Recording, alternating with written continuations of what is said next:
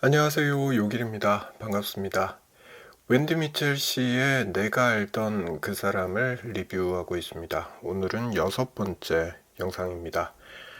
웬디 미첼 씨는 초기 치매 진단을 받은 후에도 회사에서 일을 더 하고 싶어 했습니다. 회사에 더 남아있고 싶어 했던 거예요.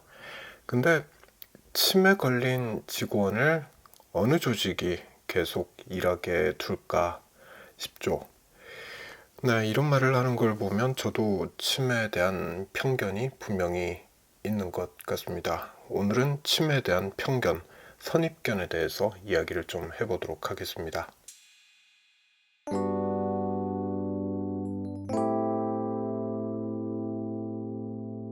이 책의 저자 웬디 미첼 씨는 한국으로 치자면 국민건강보험공단에서 일했습니다. 행정직 직원이었습니다.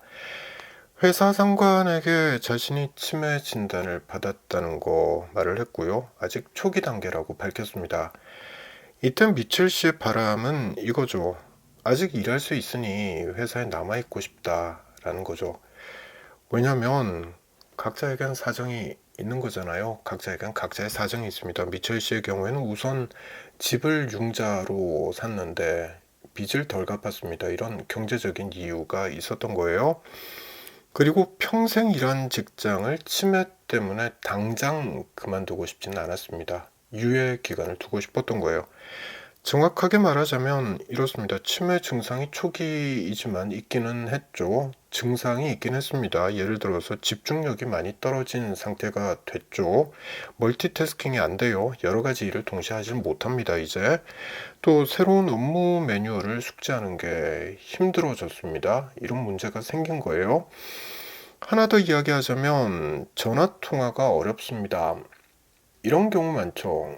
너무 친한 사이인 경우엔 난 누군데요 라고 자기를 소개하지 않고 본론부터 이야기하는 경우가 전화 통화에선 꽤 있습니다. 웬디 미첼 씨의 경우에는 예전엔 이런 통화도 문제가 없었습니다. 목소리만 들어도 이게 누군지 알아차리니까 그런 거죠. 근데 치매에 걸리고 나니까 이게 힘들어지더라는 거죠. 또 이름을 말해도 문제입니다. 이 사람이 누구인지가 기억이 나지 않는 경우도 생기기 시작했기 때문에 그렇습니다. 근데 이런 증상에도 불구하고 웬디 미첼 씨는 일을 더 하고 싶어 했다는 거죠. 회사에 남아있고 싶어 했습니다. 그리고 더 할 수 있다고 생각했습니다. 능력이 크게 떨어지지 않았다라고 생각한 거죠. 왜냐하면 20년을 해온 일이잖아요. 속된 말로 짬밥이 있는 거죠. 짬밥이 쌓였으니까 그러니까 자신 있게 말했던 거죠. 이런 말 자주 하죠. 나 저 일은 눈 감고도 해. 네, 웬디 미첼 씨의 경우가 그랬던 것 같습니다. 다만 회사에서 상황에 맞는 지원을 조금만 해준다면 이런 전제를 웬디 미첼 씨는 붙이고 있습니다. 조금만 지원을 해준다면 나 충분히 일을 더 할 수 있어 라고 생각을 했던 거죠. 예를 들어서 재택근무 이런 지원을 해준다면 가능하다고 생각한 거죠. 이건 뭐 우리나라도 코로나 덕분에 이제 굉장히 친숙한 개념인데 재택근무는 외국에선 상당히 많이 활용하고 있는 제도라고 하죠. 왜 재택근무를 원하냐? 집중력이 문제라고 말씀드렸잖아요. 회사에 있으면 여럿이 일을 하니까 방해받는 일이 많죠. 일할 때 누가 와서 말을 걸기도 하고 일을 하고 있는데 전화가 걸려오기도 하고 그러니 집중하기가 어렵죠. 근데 집에서 일하면 혼자 있으니까 집중하기가 좋다. 그러니 충분히 일할 수 있을 것이다 라고 생각을 한 겁니다. 실제로 책을 보면 저자는 4주간에 걸쳐서 재택근무를 하기도 했습니다. 회사에서 이 정도는 허용을 해줬던 것 같아요. 물론 일을 해보니까 느려요. 느리다는 거 압니다. 예전처럼 빠릿빠릿하게 일하지 못한다는 거 본인도 느낍니다. 그래도 혼자서 일을 하면 집중할 수 있기 때문에 실수를 많이 줄일 수 있다. 네, 이렇게 이야기를 하고 있습니다. 이런 식으로 회사에서 재택근무 허용 등의 형태로 지원을 좀 해준다면 일을 충분히 할 수 있다라고 웬디 미첼 씨는 생각을 했던 거죠. 하지만 회사는 사실상 사직을 공고합니다. 왜냐하면 책에 나온 표현인데요. 회사의 상관들이 미첼 씨가 난 일 더 할 수 있어요 라고 말하는 걸 미심쩍어 하는 거죠. 치매 걸렸는데 어떻게 일을 할 수 있다는 거지? 네, 이렇게 생각을 한 겁니다. 이건 편견인 거죠. 그리고 그 이면엔 오만함도 깃들어 있는 것 같습니다. 요 이야기를 좀 해보도록 할게요. 첫 번째로 편견에 대해서입니다. 우린 치매에 대한 아주 천편일률적인 이미지를 가지고 있습니다. 치매에 대한 이미지가 정말 사람마다 똑같습니다. 자식을 못 알아보고 자기 이름도 기억하지 못하는 사람, 이게 치매 환자인 거죠. 또 똥오줌을 못 가리는 사람, 이게 치매 환자인 거예요. 집 밖으로 나왔다가 길을 잃고 헤매는 사람, 이게 치매 환자인 겁니다. 안 그런 경우가 많은데, 이 정도로 심각하지 않은 사람들도 정말 많은데, 우리가 갖고 있는 치매 환자에 대한 이미지는 이렇게 천편일률적이라는 거죠.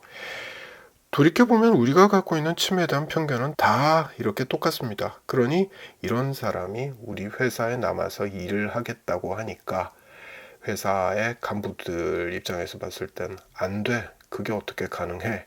네, 이런 결론을 내려버리게 됐던 게 아닐까 싶습니다. 자, 두 번째. 이런 편견의 이면엔 오만함이 깔려있는 것 같다는 생각도 해보게 됐습니다. 치매에 대해서 잘 모르잖아요, 사람들이. 관심도 없었고 본인이 걸려본 것도 아니고, 그러니까 치매에 대해서 잘 모릅니다. 치매에는 초기와 중기, 후기 이런 단계가 있다는 거 구분할 줄 모르는 사람들이 태반이죠. 무지한 겁니다. 그럼에도 치매 환자는 능력이 떨어진다고 생각을 하죠. 또 의존적이라고 생각합니다. 다시 말해 늘 도움이 필요한 사람들이라고 생각을 합니다. 이렇게 일반화해서 웬디 미첼 씨를 그 회사의 간부들은 평가했던 거죠. 평가절하 했던 겁니다. 이건 오만함인 거죠. 내가 갖고 있는 지식이 틀렸음에도 내가 갖고 있는 지식이 맞다고 생각하고 자기 생각대로 결정을 내려버리는 거, 이건 오만함인 겁니다. 오만한 거죠. 진짜 이 회사가 내린 결정은 치매에 대한 사람들의 오만과 편견을 그대로 보여줬던 게 아닌가, 네, 그렇게 생각해 보게 됐습니다. 치매 초기엔 여전히 많은 일을 할 수 있기 때문에 그렇죠. 웬디 미첼 씨가 무척 좋은 사례죠. 이분은 책을 3권이나 썼잖아요. 치매 걸리고 나서. 너무나 훌륭한 사례인 거죠. 미첼 씨는 이 회사에서 은퇴할 때까지 일하겠다, 이런 욕심을 냈던 게 아니에요. 조금만 더 일을 하고 싶다 라고 말을 했던 거죠. 아직은 치매 초기니까 조금만 더 회사에 남아있고 싶다라고 생각을 했던 겁니다.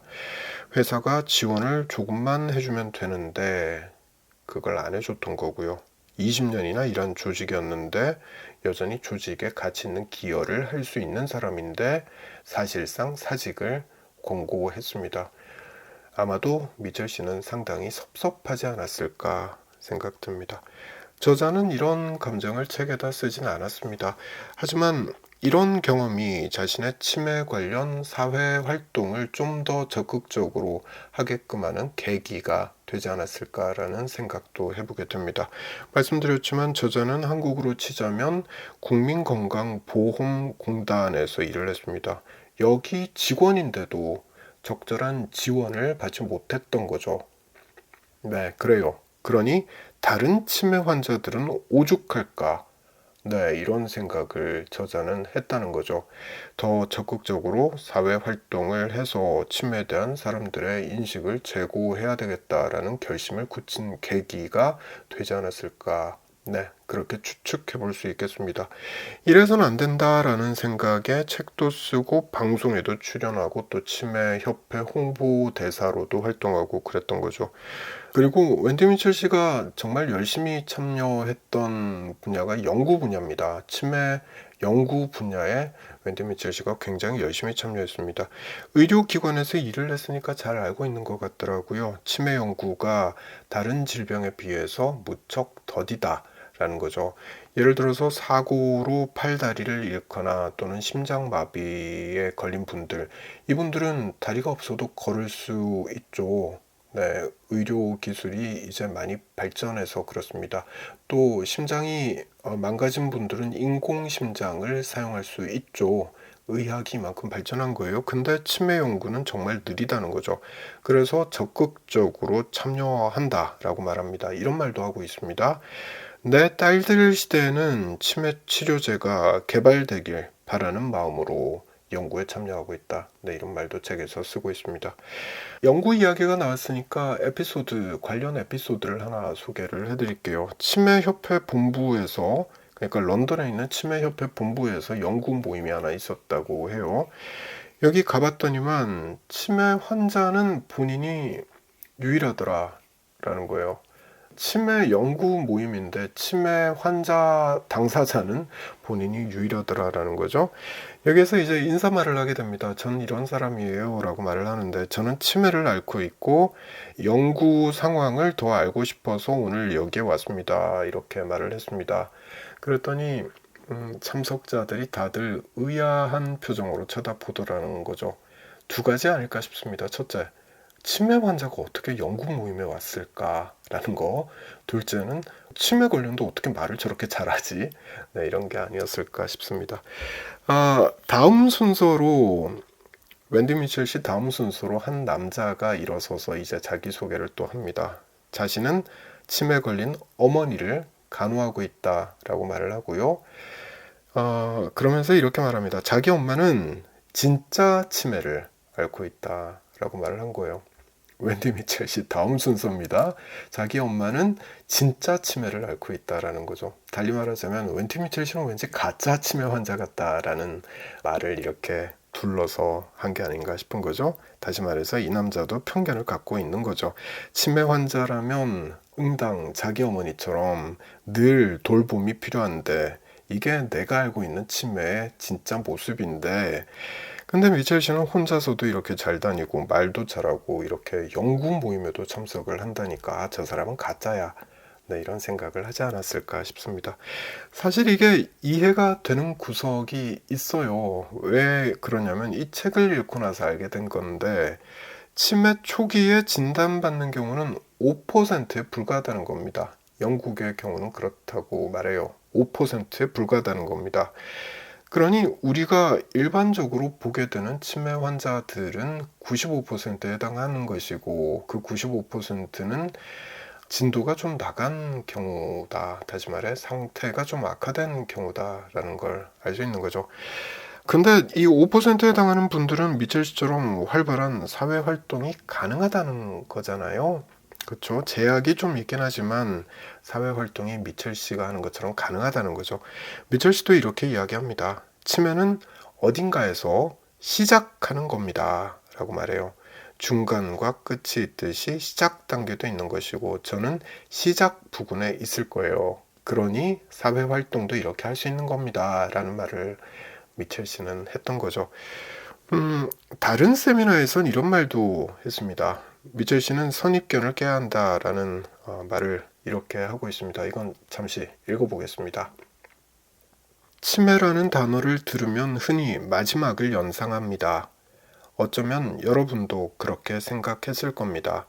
그래서 치매 말기가 되기 전에 치매는 어떻게 시작되는지, 그리고 그 시작과 마지막 사이에는 삶을 이어갈 긴 시간이 존재한다는 것을 알려드리려고 제가 여기 앞에 서 있습니다.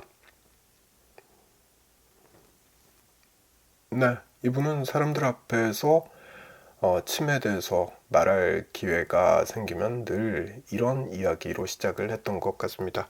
진짜 맞는 말이죠. 치매 걸렸다고 이게 마지막이 아니죠. 아닌 겁니다.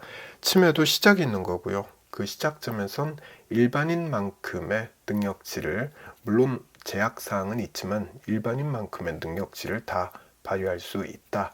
좀 느리지만, 실수가 있긴 하겠지만 일반인만큼의 능력치를 발휘할 수 있다, 이렇게 말할 수 있는 거예요. 이 책 읽으면서 참 많이 깨달았던 것 같습니다. 제 아버지가 올해 87세 되시는데 치매에 걸린 거 말고는 건강한 편이시거든요. 그러니 더 오래 사실 겁니다. 시작과 마지막 사이에 삶을 이어갈 시간이 더 존재하는 거죠.